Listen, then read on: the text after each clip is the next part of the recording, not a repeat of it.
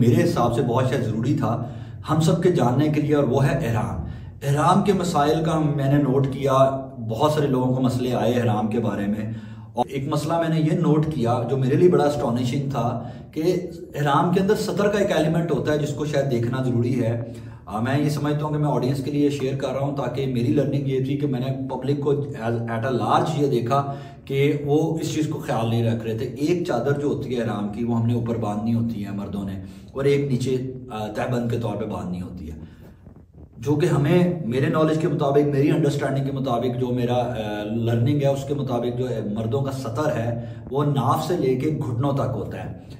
मैंने बेशुमार लोगों को देखा है कि उनकी नाफ यानी कि पेट पे नाफ से नीचे की जगह बिल्कुल नंगी होती है। वो जो बांधते हैं निचली की तहबंद वो बेसिकली यहाँ पे, क्योंकि हमें आते हैं शलवारें पेंटें पहनने की जो कि बेसिकली हम अपने बेल्ट जगह पे बांधते हैं, तो वो बेल्ट पे बांधी होती है, ऊपर से चादर है, लेकिन ये जो जगह है नाफ वाली ये सारी नंगी होती है। तो ये तो आपका सतर ही पूरा नहीं हुआ। जब आपका सतर पूरा नहीं हुआ तो फिर वो इहराम और वो फिर नमाज और वो सारी चीज़ें कैसे पॉसिबल हुई हैं। ये मैंने बहुत पब्लिक को देखा, मैंने बहुत सारे पाकिस्तानी भाइयों को देखा, उनका मामला ऐसे ही थे कि वो इस तरह से उनको प्रॉब्लम्स थी इहराम में। तो मुझे लगता है ये बहुत कॉमन बात थी जो शायद मुझे आप लोगों से डिस्कस करनी है। जिनको फॉलो करें, जिन इमाम्स को फॉलो करें, जिस कॉन्सेप्ट को फॉलो करें, तो उसके मुताबिक इस्लामिक पर्सपेक्टिव में नाफ से लेके घुटनों तक मुसलमान का एक मर्द का सतर है। तो फिर जब वो सतर है तो उसका ख्याल रखें। तो मेरा एक पॉइंट बड़ा वैलिड था कि ये जो गलती हमने सतर की है ना, ये नहीं होनी चाहिए। पब्लिकली बहुत मुश्किल है, और मेरे लिए भी फर्स्ट टाइम यही प्रॉब्लम था।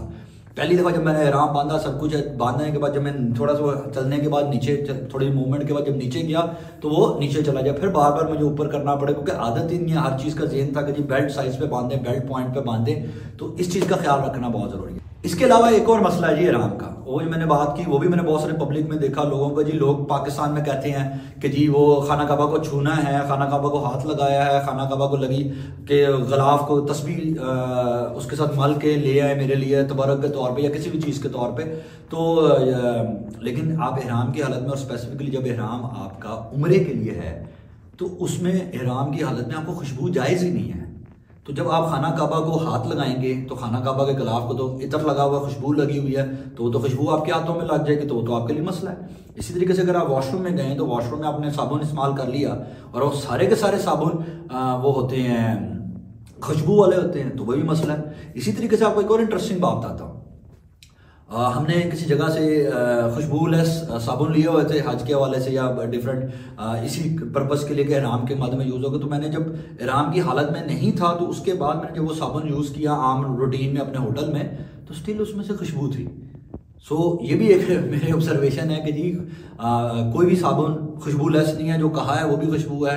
आप लोगों की कहने पे ले तो लेंगे, लेकिन जब आप खुद इस्तेमाल कर लेंगे और खुशबू लगेगी तो, क्योंकि वो इहराम के मसाइल में आता है, पाबंदियों में आता है, तो उसका ख्याल रखना चाहिए। इन शॉर्ट मेरा कहने का मकसद यही है कि देखें, एक इबादत है, एक बहुत बड़ी इबादत है जो उम्रा करना है या हज की तरफ जाना है, तो ये बहुत बड़ी इबादतें हैं। और हमारे सारे जो इबादत में से हज अगर सबसे एंड पे कहा गया या उम्रा आपको कहा गया, तो वो बेसिकली वो बातें हैं जिसमें आपको माली मशक्क़त करनी है और जिस्मानी मशक्क़त करनी है। तो कोई भी काम है जैसे नमाज, रोज़ा, ज़कात है, पढ़ के मसाइल को समझ के करना चाहिए। इसी तरीके से मेरे ख्याल में इन चीज़ों को भी समझना चाहिए और इस पर टाइम लगाना चाहिए।